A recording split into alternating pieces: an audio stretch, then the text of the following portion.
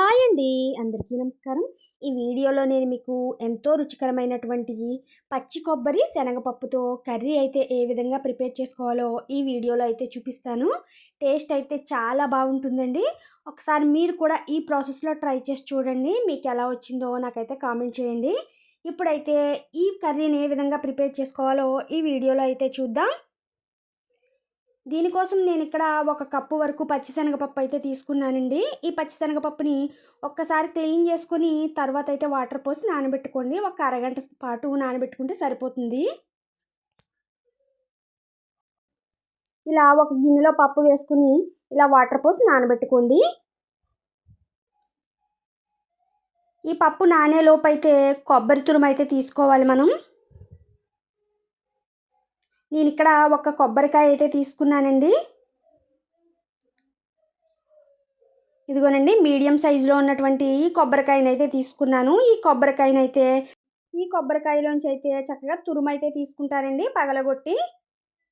మీరు ఇలా కొబ్బరికాయనైతే పగలగొట్టిన తర్వాత మనకి ఈ కొబ్బరి ఉన్నది కదండి, కొబ్బరిలో ఉన్నటువంటి బ్రౌన్ కలర్ది ఇక్కడ తీసుకున్నా పర్లేదు, లేదంటే లేదండి. నేనైతే మిక్సీ జార్కి వేసేసుకున్నాను ముక్కలుగా కట్ చేసుకొని. నాకు ఇక్కడ కొబ్బరి తురుము అయితే రెడీ అయిపోయింది. ఇప్పుడు ఇది పక్కన పెడదాం. మనం ఆల్రెడీ పచ్చిశనగపప్పు అయితే నానబెట్టాం కదా, ఈ పప్పు అయితే చక్కగా నాని ఉంటుందండి. ఇదిగో చూసారా, చక్కగా నాని ఉంది మనకి ఈ పచ్చిశనగపప్పు. ఈ పప్పునైతే ఉడికించుకోవాలి. స్టవ్ పై పెట్టి చక్కగా ఉడికించాలి. ఈ పప్పు కొంచెం ఉడికిన తర్వాత ఇందులో సాల్ట్ వేసుకోండి. సాల్ట్ ముందే వేస్తే మనకి పప్పు ఉడకదు. ఒక 1/2 స్పూన్ సాల్ట్ వేసుకోండి, సరిపోతుంది. మీరు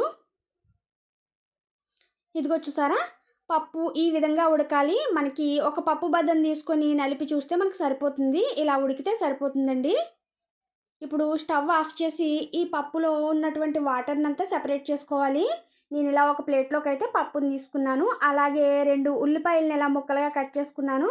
ఒక 2 పచ్చిమిర్చిని ఇలా చీలికలుగా కట్ చేసుకున్నానండి. ఈ కర్రీలోకి అయితే పోపు తీసుకున్నాను నేను ఇక్కడ.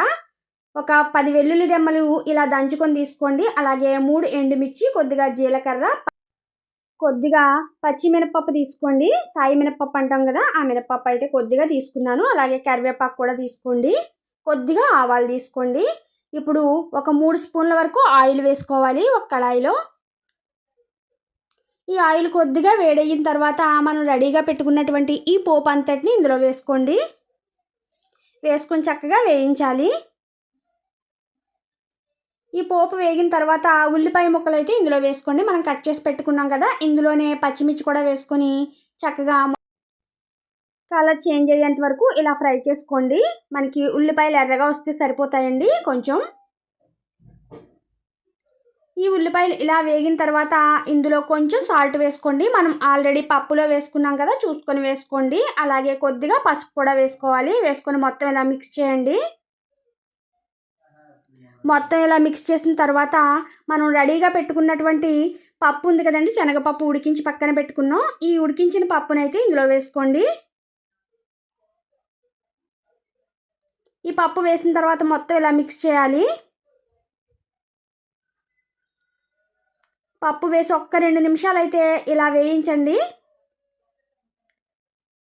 ఒక 2 నిమిషాల తర్వాత కొబ్బరి తురుము అయితే ఇందులో వేసుకోవాలి. మనం ఆల్రెడీ కొబ్బరి తురుము రెడీ చేసి పెట్టుకున్నాం కదా, ఈ తురుమునైతే ఇందులో వేసుకోండి. ఈ పప్పులో వేసిన తర్వాత మొత్తం మిక్స్ చేయాలి. మనం కొబ్బరి తురుము వేసిన తర్వాత ఎక్కువసేపు ఉంచకూడదండి. ఒక 2-3 నిమిషాలు ఇలా వేస్తే సరిపోతుంది.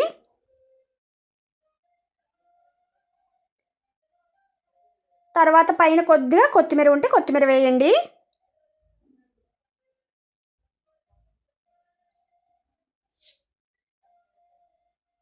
కొత్తిమీర వేసి స్టవ్ ఆఫ్ చేయడమే.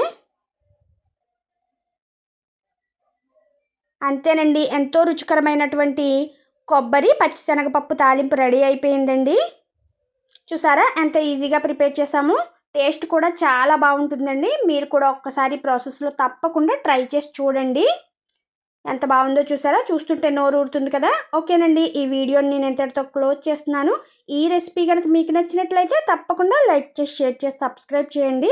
కొత్త వాళ్ళు ఎవరైనా మన ఛానల్ ఫస్ట్ టైం కనుక చూస్తే 2-3 వీడియోలు చూడండి. మీకు నచ్చినట్లయితే తప్పకుండా సబ్స్క్రైబ్ చేయండి. మీరైతే ఒక్కసారి అయితే ఈ కర్రీని తప్పకుండా ట్రై చేసి చూడండి. ఓకేనండి, బాయ్.